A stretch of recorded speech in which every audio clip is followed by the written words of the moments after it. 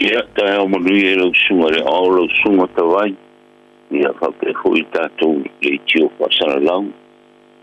Masi rawa le whafongfong tāpua i ni marei kua mai o tio tātou tunu uri nei tae ao. Ia,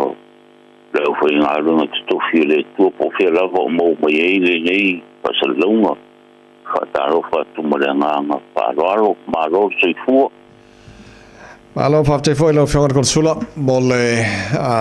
mo mai fa no mai taimi molta por clame masani solo vaste tasi malo foile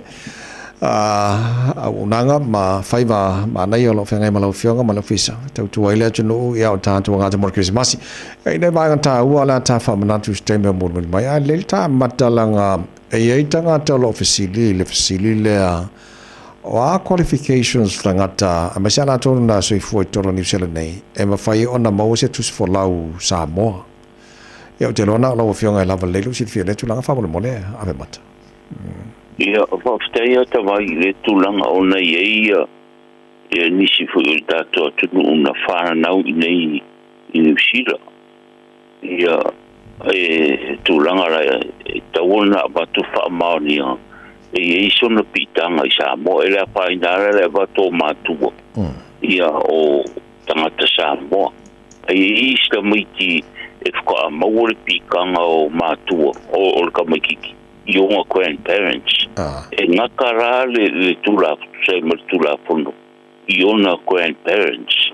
a e la se vaenga o onga grandparents po mātua o tina, po mātua o tama, i suna pitanga i Samoa. Ia, ona mawhairea maanga waa, e mawhai e on tau sanga lona tuswhalau Samoa. Ona inisi o atu, ia e kau treisa i kua se tau mwhai mo suna pitanga i Samoa tulanga na. Ai, tusai ma le tula fono ui nei, e ngaka ale aruanga i kua i o grandparents. Ia aira fa peolo grandma polo grandpa ia e sono pito Samoa ia faira ona Tracy ai ma ile kusfalo Samoa o tamai titiren fa na nei New Zealand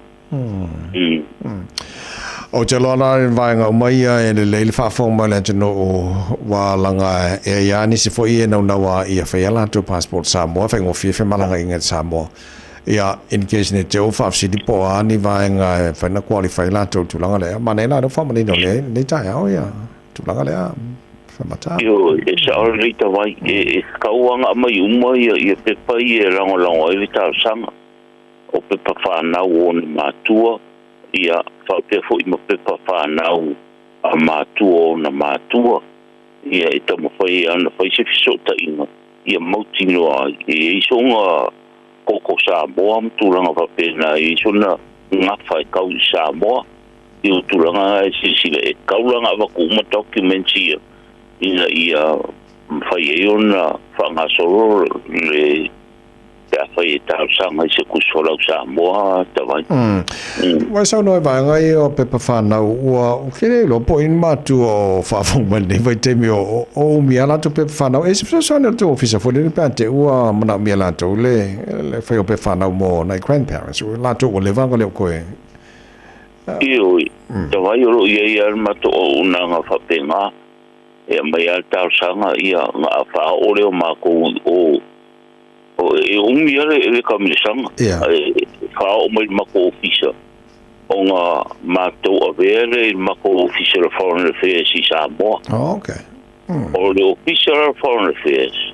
whaaso ka i le official pepe whangau ia mol pepe whangau fi au inga maingi ia e whapena aral ka mirsang ale ora vave ata vai o lo vini lo a inga i Samoa e usora koe e o sa o le official pepe whangau ia ngā mo pe ka siso e so whakari al process le o karonga koe ta vai e whaisi umi ia pe whai kau masinga o whakari ia e mesira vai e ro mana umi e pepe whangau e re ngakai i me mana umia i Samoa i New Zealand ia e mesira i si tūranga i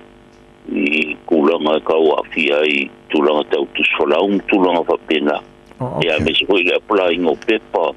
no fo mau mo tūranga whapena te mga obi ai te whanga o tawai. Nei, malo, whaftai.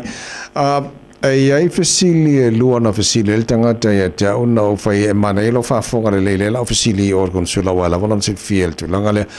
exemption stamp o le fasili mo buan whamai o le ale umi e valid le exemption stamp le si fasili fo i e lua ai e ma whai awa pia wa expire lo passport na i le exemption stamp e whai na transfer mai langa ilo passport fo pia whai whamon mo le ia whawhkai e tawai sa o kere fo i tau te o tu langa lea. O lau exemption stamp e valid a pe ao ngā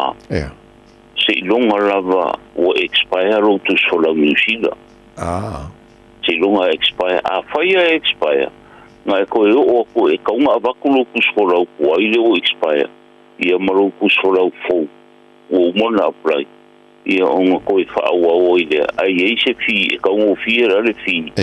le tau e whai eira le exemption stamp o le kusola o fau io o tūranga na a le tūranga i le tau le ao ngā le exemption stamp se ilonga e umoro kusola a whaira ro kusola na mau o ma kausanga ngi ia se fulua kausanga o vele lo kusola ia o se fulua kausanga o la vele lo exception stamp io ai a pa ingara kan ka fo ile ko lo kausanga expire kusola ngara kule felen exception o kan karanga e tauna tau a tulona kusola ule o expire ia kasi manu kusola fo ia onga pai ko lo exemption stamp se kau pa mo fi ia ai se fu ko sanga se longa expire kusola fo ia pa mo fo le nga exemption stamp malo faftele so le tunu na fsili tulanga le na famne na le fenga konsula ia na banga ia monta to ne fo tai fo le lei o te lo va tem piscina fe malanga inga fo ia masata to malanga sa mo manu le tatal noi tus fo la ia ina nei te ia wo fa ia ngala titiani silanga ia so ia la tapuni el tato office ia ma ne fo te fa mana to nei ta lo fe mata fa mo ia sa o le ia ta vai e ta o ke le maka upuni o nga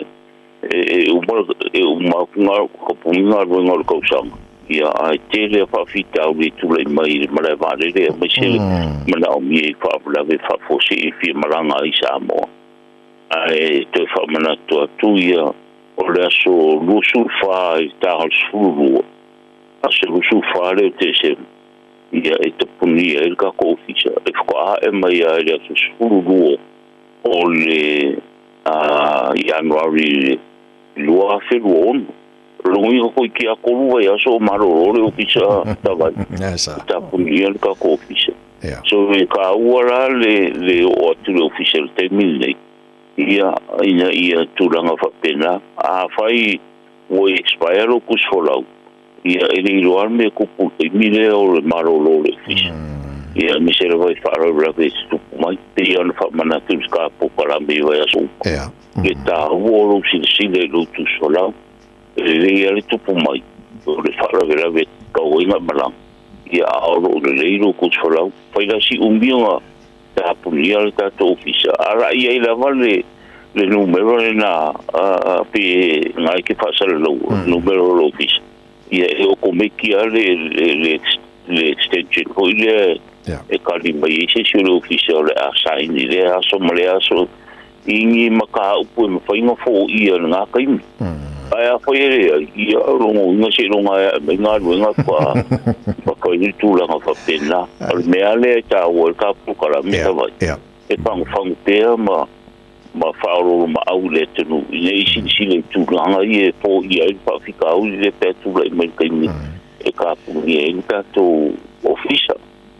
mana manua le wa sa no va ngala tapuni al official time ya to le fo le peto va ya so wa le la monta to uma sa mo le fie fa ngai nel tanto fa le sa mo yo te lol time fo le tapuni ai a le family no pe tu le fa mo le a fe mat ia sa o le ta vai ka o ke le si fie le tu